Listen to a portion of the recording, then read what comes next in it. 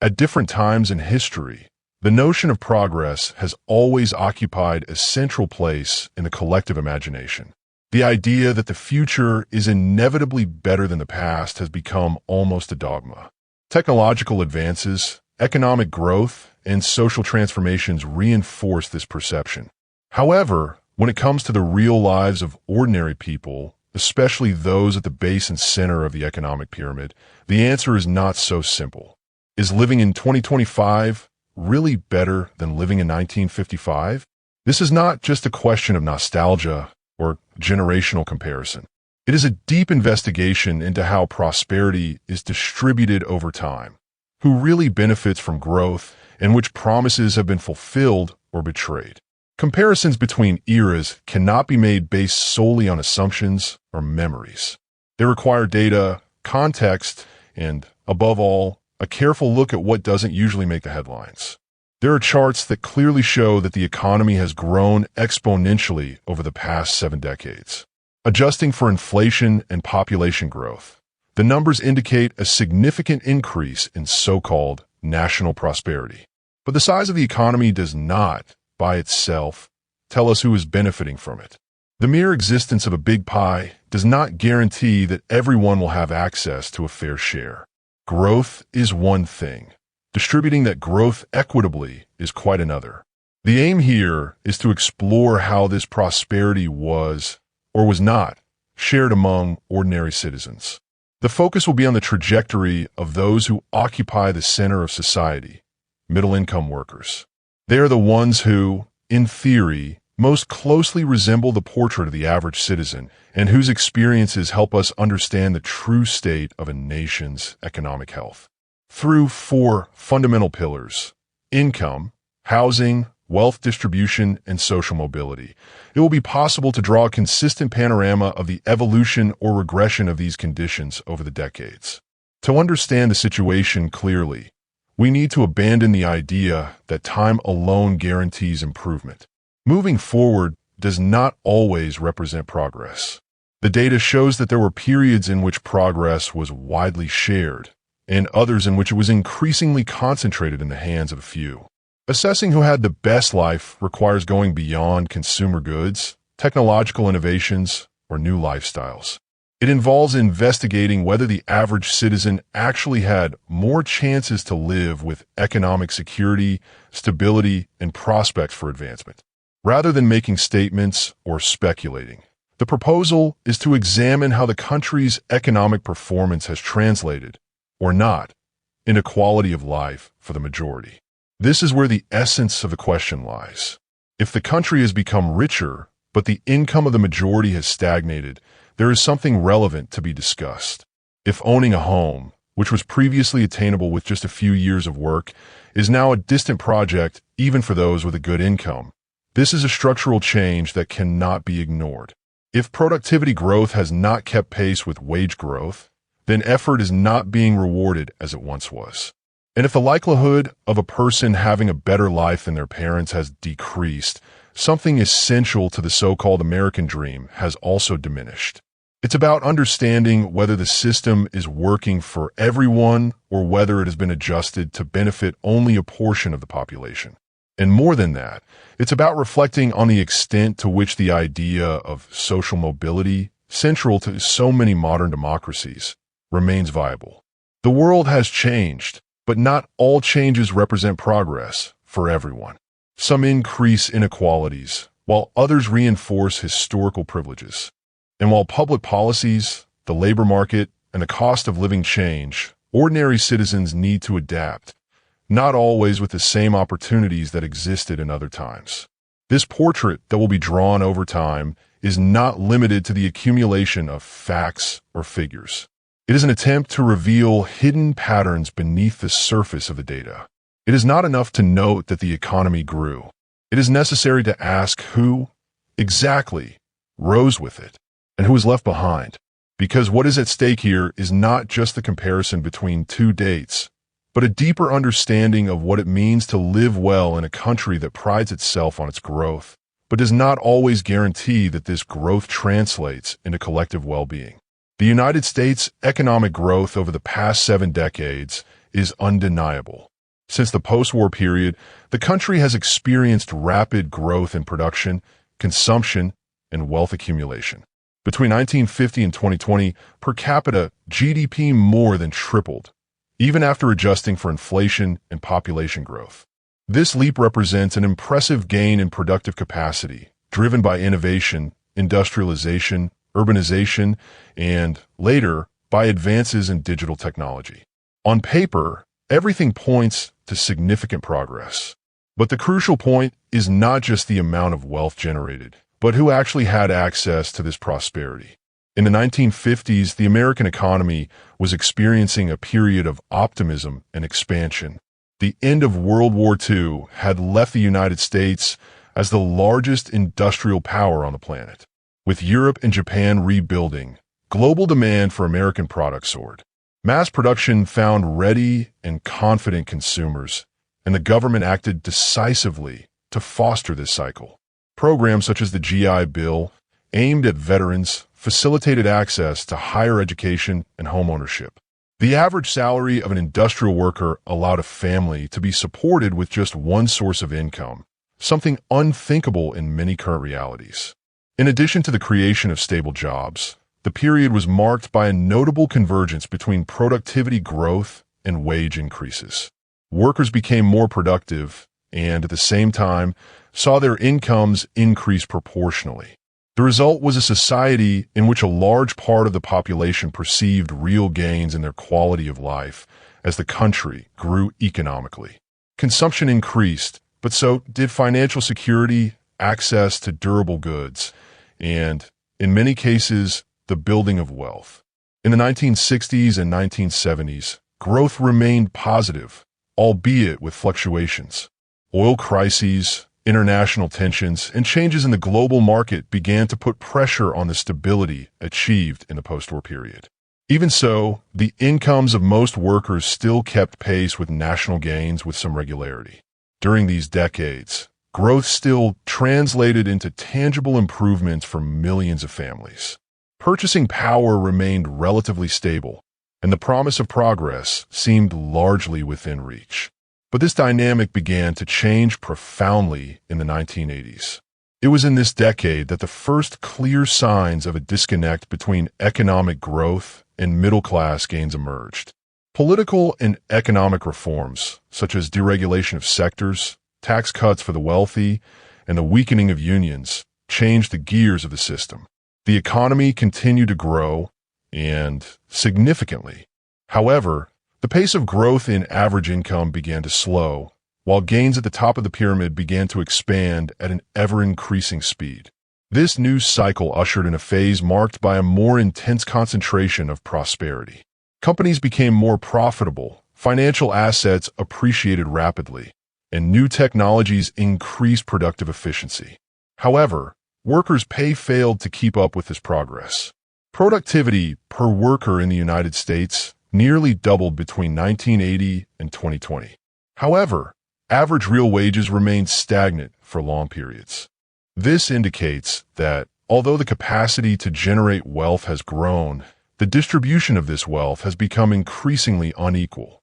While executives at large corporations saw their pay increase tens or hundreds of times, mid-level workers faced wage freezes, loss of benefits, and job insecurity. In 1980, the difference between what a CEO earned and an average worker was about 30 times. By 2020, that number had surpassed 350 times, revealing a disparity that has only widened. Economic growth no longer automatically equates to better lives for most people. This phenomenon is not limited to wage differences. It directly affects access to opportunities. When economic growth is concentrated in the hands of a minority, the possibilities of investing in health, education, housing, and security for the majority of the population are compromised. The wealth accumulated at the top tends to generate more wealth for those who already have it through investments, inheritances, and political influence. Meanwhile, those who depend on work for a living face greater difficulties in accumulating capital and improving their position throughout their lives. The American economy continued its upward trajectory over the following decades, driven by globalization, digital innovation, and new business models. But the gap between macroeconomic growth and the reality experienced by much of the population became increasingly evident. The data show that absolute economic growth alone does not guarantee an increase in the standard of living for the majority.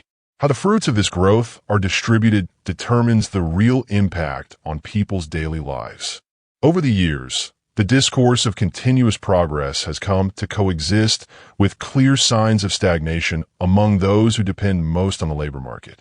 The economy is booming, but the average citizen often remains in the same place, facing higher costs, stagnant wages, and increasing barriers to improving their lives.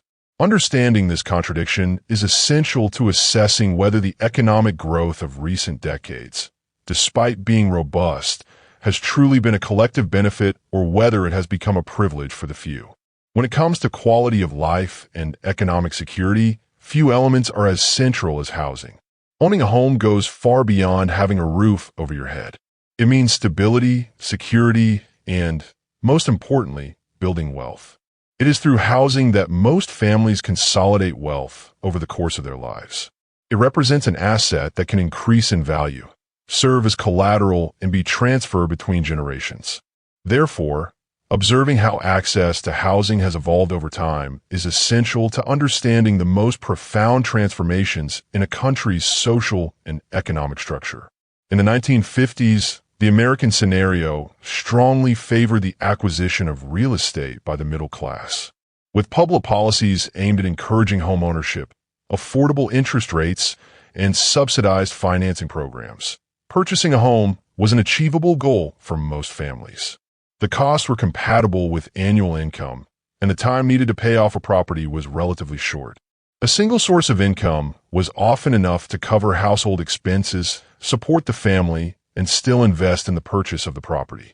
This context allowed not only to live with dignity, but also to build a stable wealth over the years. Furthermore, the growth of suburbs and metropolitan areas contributed to the expansion of this model. Cities expanded horizontally, and new residential neighborhoods became symbols of the so-called American dream. A house with a yard, garage, and quiet neighborhood began to represent not only comfort, but also success and social belonging. For many, it was a clear sign that the effort had been worth it. However, this pattern of access was not universal. During this same period, millions of Americans were systematically excluded from these benefits by discriminatory policies, such as redlining, which limited housing finance to Black people in many areas. Even with the same financial qualifications, many families were prevented from buying homes in certain neighborhoods or from obtaining credit on fair terms. This created a historic wealth gap, the effects of which are still felt today. In the 1970s, the average cost of a home began to rise more sharply. It was still possible to purchase properties with financing, but the macroeconomic scenario began to make access difficult. High inflation, oil shocks, and the aggressive monetary policy of central banks led to higher interest rates, making mortgage loans more expensive. At the same time, the general cost of living increased, making household budgets tighter. Even so, home ownership remained within reach of most middle-income populations, although it required more effort than in previous decades. The most significant change occurred in the 1980s. The economic transformations of the time had a direct impact on the real estate market. The deregulation of financial sectors created new financing models, but also increased speculation. The appreciation of real estate values began to be seen as a profitable form of investment, attracting capital and putting pressure on prices. At the same time, the stagnation of average wages reduced families' purchasing power, creating a gap between what real estate costs and what they could afford. This dynamic became more pronounced in the following decades. Between the 1990s and 2000s, real estate began to represent an increasingly larger part of family budgets. In many cases, the value of an average home became equivalent to 3 or 4 times the annual income of a typical household. And although credit became more accessible in terms of requirements, it came with risks. The most obvious case was the 2008 crisis, when a real estate bubble burst and millions of people lost their homes. The financing system, encouraged by financial institutions, had granted credit to those who could not actually pay, generating a chain of defaults and a global financial collapse. After this collapse, real estate prices fell for a while, which provided a brief relief in housing affordability. But the market recovery was accompanied by a new rise in prices, especially in large cities. From the 2010s onwards, it became common for even well-educated professionals with a stable income to have difficulty purchasing a property in the areas where they live and work. Rent began to consume a larger share of the budget, making it more difficult to save for a mortgage. At the same time, competition from institutional investors, who began buying properties on a large scale, further reduced the supply for individual buyers. The result was the consolidation of a scenario in which housing ceased to be merely a right or a basic necessity and began to behave as an asset of high speculative value. Access to property, previously seen as a natural stage of adulthood, became a growing challenge, especially for younger people. Many began to postpone or abandon the idea of owning their own home, which represents a significant change in relation to the historical pattern of previous generations. The difficulty of buying a property does not only affect comfort or stability, it directly compromises the possibility of building wealth. Without the appreciation of one's own property, families depend exclusively on income from work to maintain their economic position. And since average wages do not keep up with the pace of property appreciation, the gap between those who have assets and those who do not is rapidly widening. Owning or not owning a property becomes one of the main dividers in the economic trajectory of individuals with similar conditions. This process generates intergenerational impacts. Families who own property are able to transmit economic security to their children. Those who are unable to enter the real estate market remain in more vulnerable cycles, with less investment capacity, less stability, and greater exposure to market fluctuations. Property, which was once a symbol of stability and advancement, has become a marker of inequality. The ability to acquire a home does not depend solely on individual effort, but increasingly on inheritance, family support, or capital accumulated over previous generations.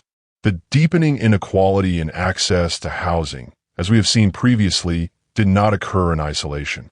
It is part of a broader phenomenon with deep structural roots.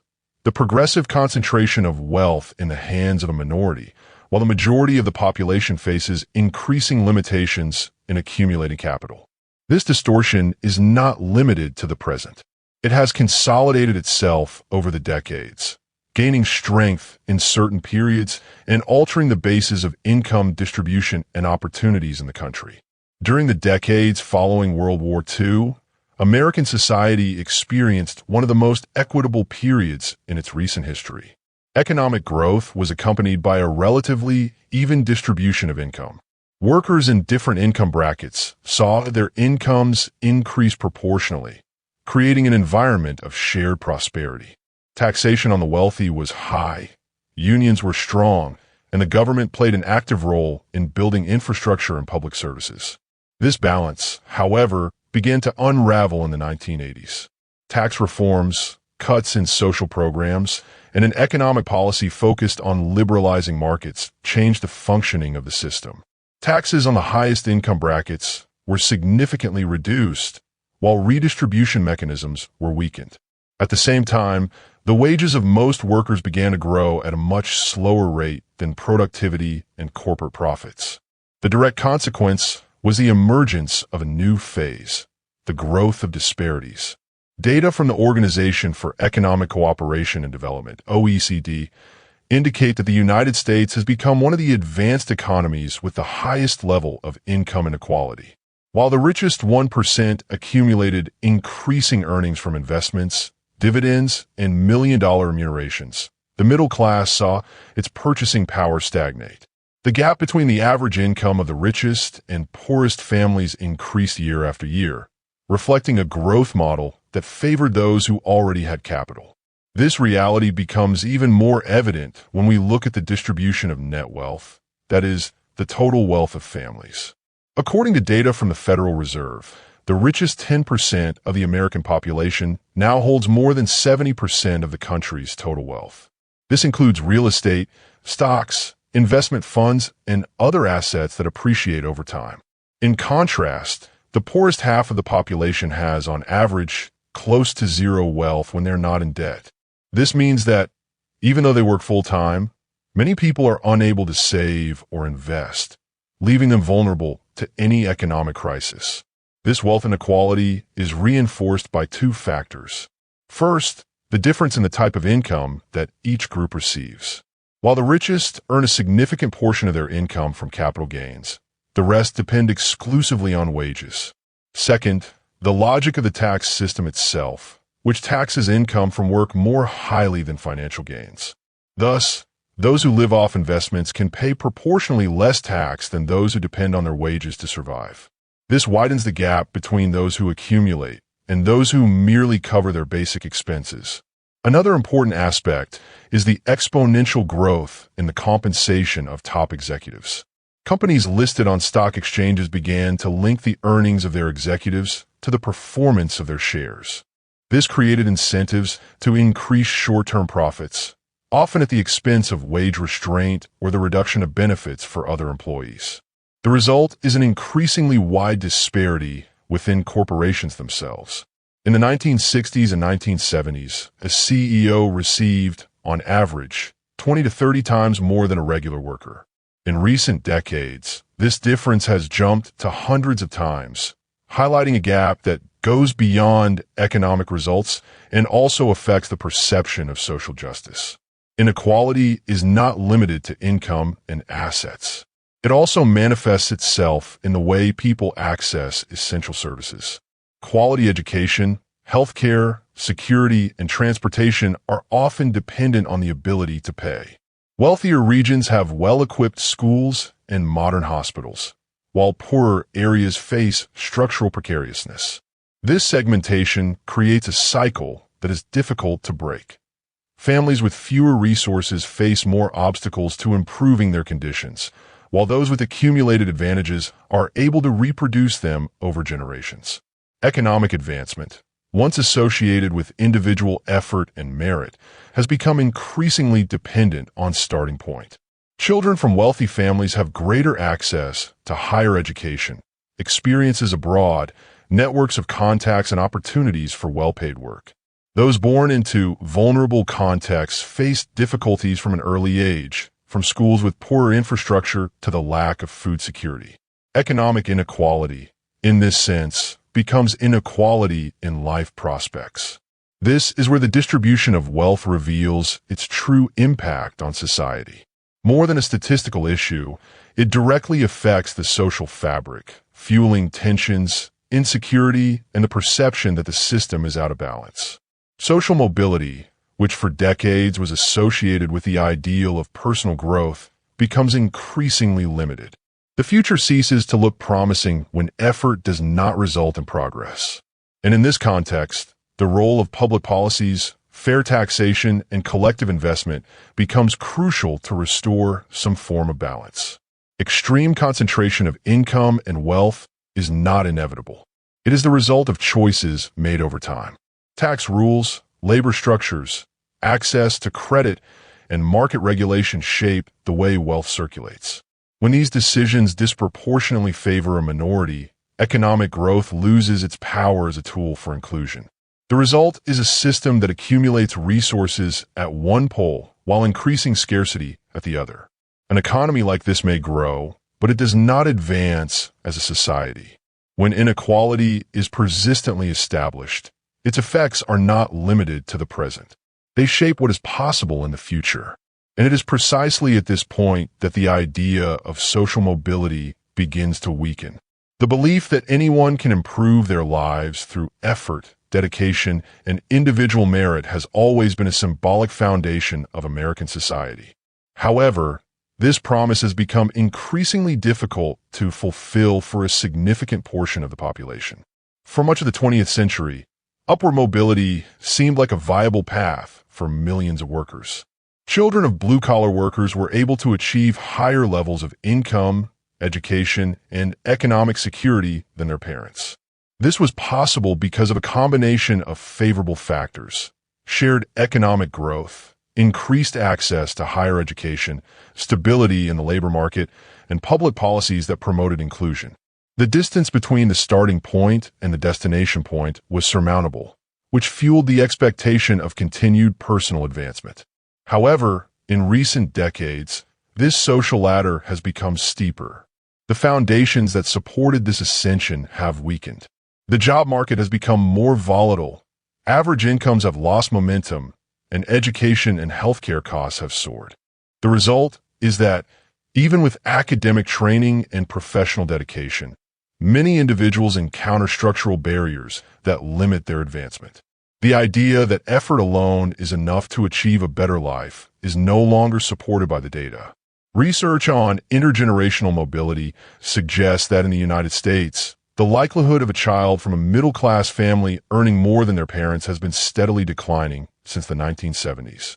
According to studies by economist Raj Chetty's team, those born in 1940 had about a 90% chance of exceeding their parents' income. For those born in 1980, that number has fallen to about 50%. This decline represents more than an economic shift. It symbolizes the erosion of one of the central promises of the American social project. When analyzing the trajectory of the different income brackets, it is observed that rigidity has increased, especially at the extremes. The richest maintain their positions with greater ease, while the poorest face persistent obstacles to climbing the social ladder. This creates an environment in which place of birth, initial family income, and parents' educational level become almost absolute determinants of economic destiny. Stories of overcoming obstacles become exceptions, and no longer the reflection of a functioning system. This hardening of mobility is also related to the unequal distribution of opportunities. Access to quality schools, extracurricular activities, paid internships, and environments that encourage intellectual development varies greatly between neighborhoods and regions. Children who grow up in underprivileged communities often face limitations from an early age. Educational gaps, lack of support, and exposure to violence compromise the full development of their capabilities. Thus, competition for places in universities and skilled jobs starts from extremely unequal starting points. Higher education, once a key tool for breaking cycles of poverty, has become unaffordable for many. Tuition fees have risen sharply in recent decades, and student debt has reached historic levels. Even those who do manage to complete college do not always find jobs that match their education. The market is absorbing qualified professionals with lower than expected salaries, while the cost of living continues to rise. This generates frustration and instability, especially among the younger generations. Another fundamental variable in this scenario is inheritance. The ability to pass on wealth between generations has become one of the biggest differentiating factors. Families that accumulate real estate, investments, and financial assets guarantee their children a significant advantage. This is reflected in access to paid courses, international travel, capital to start businesses, and, most importantly, the peace of mind of taking risks without the fear of irreversible failure. On the other hand, young people who grow up in families without wealth face permanent uncertainty. Any mistake can jeopardize years of effort. This cycle silently perpetuates itself. It is not just about inequality of income or access to material goods. It is a model in which the point of origin shapes the path, restricting choices and limiting possibilities. The psychological impact is also relevant. When individual effort does not generate visible returns, discouragement sets in. The feeling of powerlessness in the face of a system that seems to reward only those who already have privileges erodes collective trust and undermines the sense of justice. In an environment of limited mobility, the promises of meritocracy ring hollow.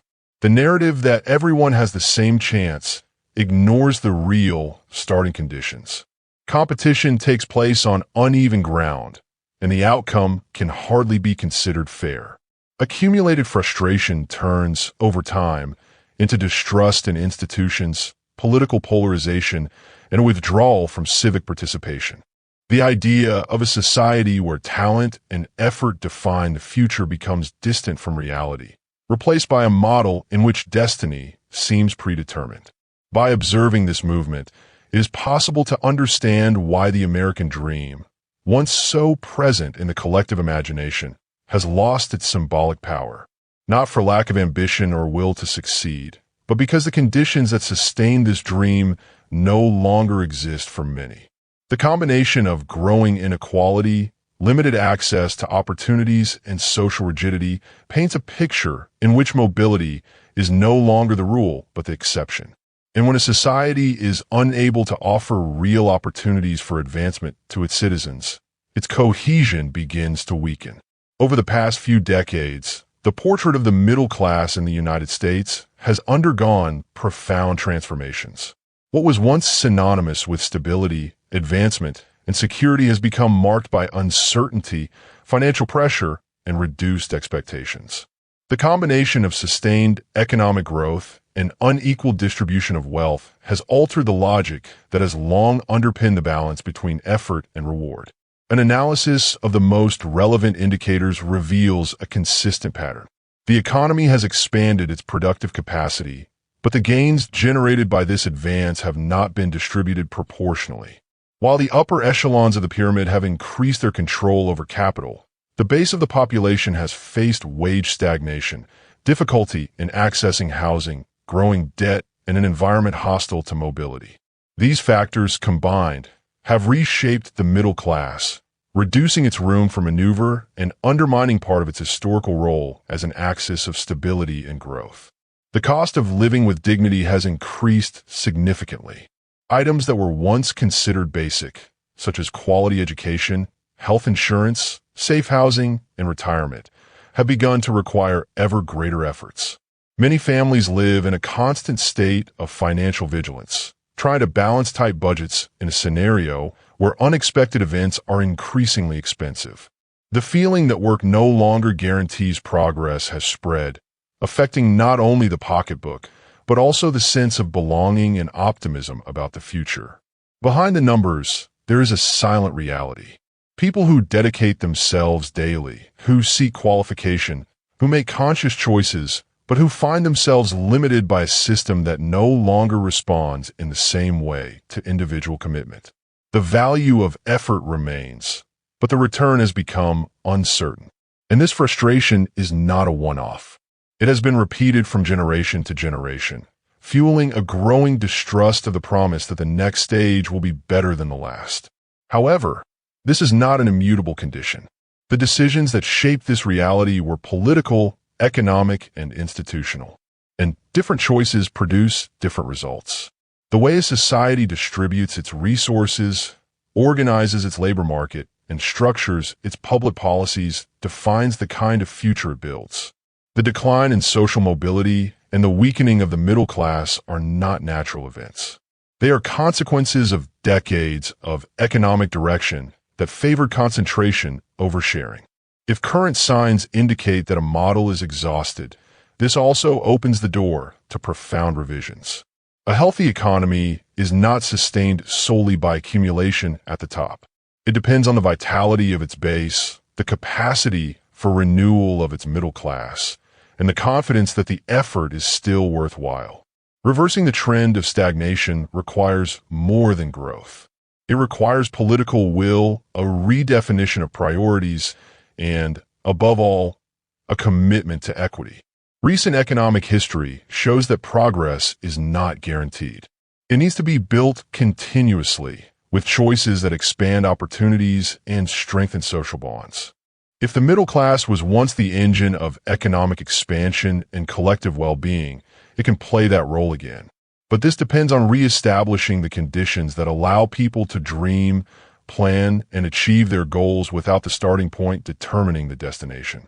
Ultimately, the true portrait of a country is not only in the numbers it produces, but in the quality of life it offers to those who build it every day. A society is fairer when those who work, contribute, and participate have a real chance to advance. And when this chance becomes a privilege for a few, something essential is lost. Because the progress of a nation is not measured only by how much it grows, but by how many people are able to grow along with it.